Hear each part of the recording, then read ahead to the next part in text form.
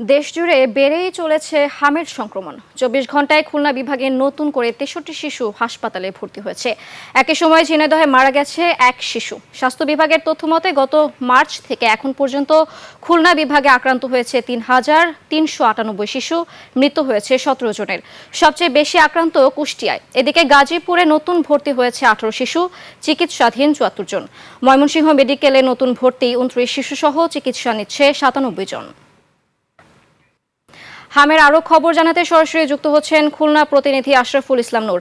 আশরাফুল, আপনার এলাকায় হামের সংক্রমণ নিয়ে বিস্তারিত জানাবেন আমাদেরকে। আপনি যেমনটি বলছিলেন, প্রতিদিন কিন্তু হামের নতুন শিশু রোগী ভর্তি হচ্ছে খুলনা মেডিকেল কলেজ হসপিটাল সহ খুলনা বিভাগের সব সরকারি হসপিটালগুলোর যে নির্দিষ্ট আইসোলেশন ওয়ার্ড খোলা হয়েছে, সেই আইসোলেশন ওয়ার্ডে যদি আপনাদেরকে দেখাই যে নির্দিষ্ট শয্যা ছাড়াও রোগীর সংখ্যা বৃদ্ধি পাওয়ায় কিন্তু মেঝেতে রোগী এবং রোগীর স্বজনদেরকে অত্যন্ত কষ্টে দিনাতিপাত করতে হচ্ছে।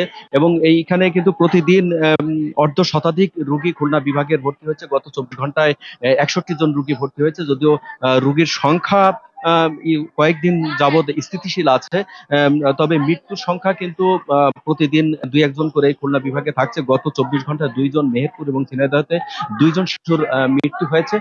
এবং আমরা এই চিকিৎসক, সেবিকা এবং রোগীর স্বজনদের সাথে কথা বলে যেটি জানতে পেরেছি যে এই গরমের আবহাওয়ার কারণে কিন্তু শিশুরা আরো একটু বেশি কষ্ট ভোগ করছেন।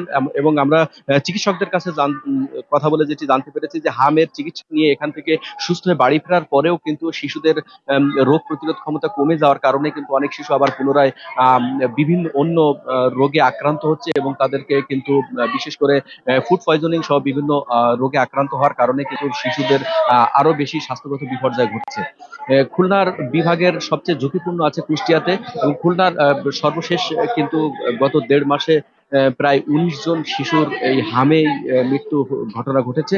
এবং প্রতিনিয়তই কিন্তু রোগীর সংখ্যা ক্রমবর্ধমান ভাবেই হসপিটাল মুখী আছে। রোগীর স্বজন এবং চিকিৎসকদের সাথে কথা বলে যেটি জানতে পেরেছি যে রোগীর এই শিশু রোগী যেহেতু তাদের নিজের মনের ভাব প্রকাশ করতে পারে না, সেই জন্য চিকিৎসা সেবা দিতে কিন্তু চিকিৎসক সেবিকা সকলকে কিছুটা বেগ পেতে হচ্ছে। এই ছিল খুলনার মেডিকেল কলেজ হসপিটাল থেকে সর্বশেষ পরিস্থিতি। নূর, ধন্যবাদ আপনাকে।